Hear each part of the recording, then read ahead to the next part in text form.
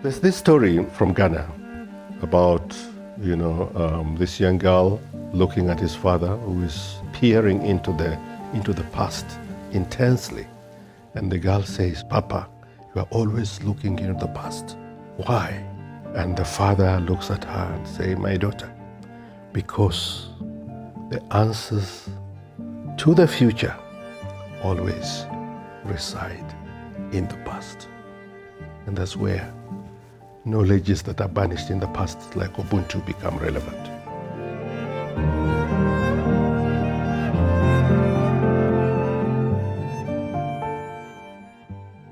The word Ubuntu comes from a southern Nguni word or phrase that says, "I am because you are. You are because we are." In other words, as human beings, there's a sense in which there is some connection and interdependence. We rely on each other.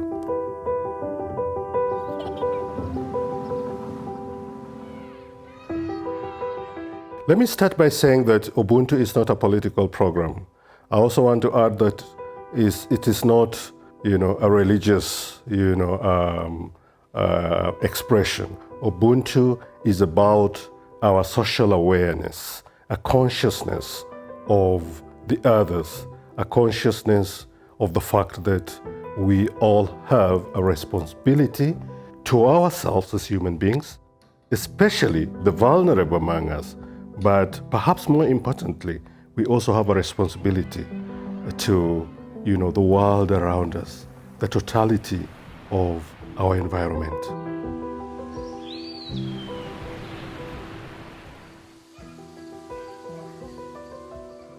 Did you know that 30% of food crops in the world need cross-pollination from bees? These tiny insects. So if you are going to destroy the bees or the earth, you are ultimately destroying yourself. So the principle of coagency implies that we are co-creators. It relies on the recognition that we are interdependent in a balanced biodiversity. So it is that principle of coagency that Ubuntu encourages. The awareness that our interdependence, that personhood moves beyond the relationship between humans and humans, but a relationship between humans and non-humans, precisely because we are implicated in their lives and they are implicated in our lives.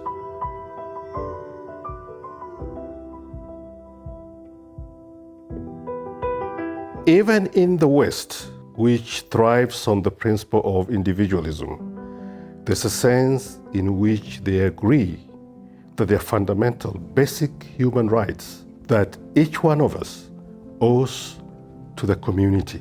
I always like to make a distinction between individuality and individualism. Individuality gives you a sense of independence and freedom and also a development of your own personal character. Individualism, to the contrary, is self-referential.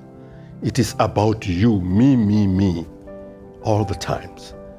And the ego always takes over. In all human societies, the way we temper the personal ego, communities moderate those by constantly reminding you that you are not living in isolation.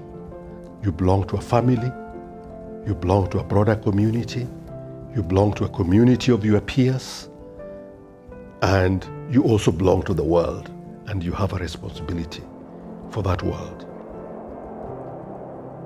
If you get, too implicated in your subject, then you end up sounding like a missionary. I don't want to sound like a missionary. What Ubuntu has taught me, in a very profound way, is to realize that some of what we call banished knowledges or indigenous knowledge systems that we have here in Africa and in many other parts of the world, that there is value in some of these knowledges, and that perhaps if we want to reimagine the society of the future, then there's a sense in which a value system like Ubuntu can teach us, one, our mutuality, secondly, our conviviality as a people.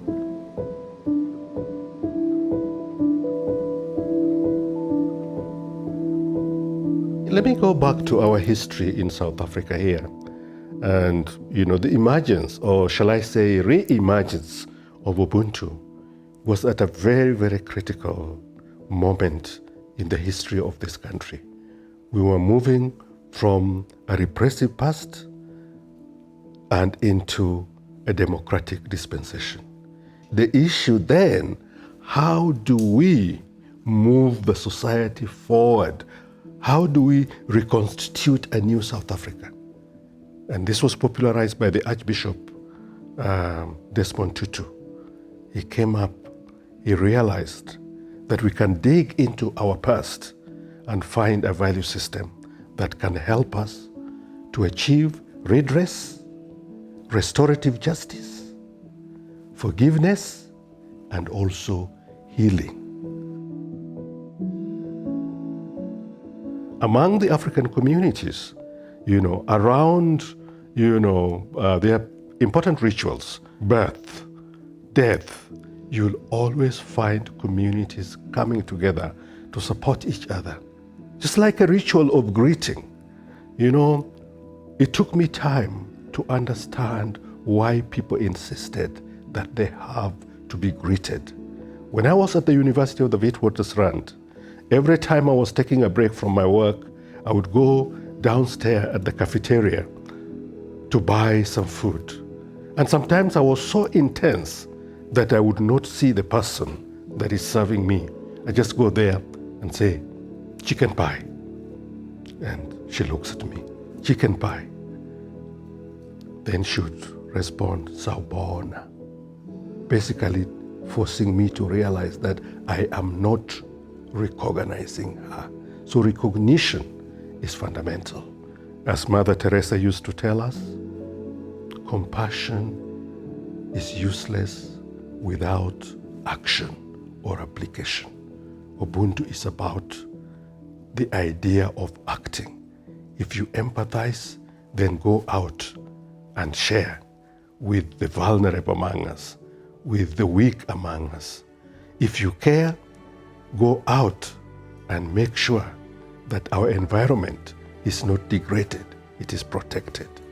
Make sure that we have a responsibility, for our universe and for other people. There's a fascinating story that I got, from, a friend of mine that works in the Amazon, that when the indigenous people in the Amazon, when they go fishing and they catch too much fish, they throw back some because of the awareness that the river feeds them, is a source of life. If you could give me one word to summarize what Ubuntu means to you, what would it be? Ultimately, interdependence.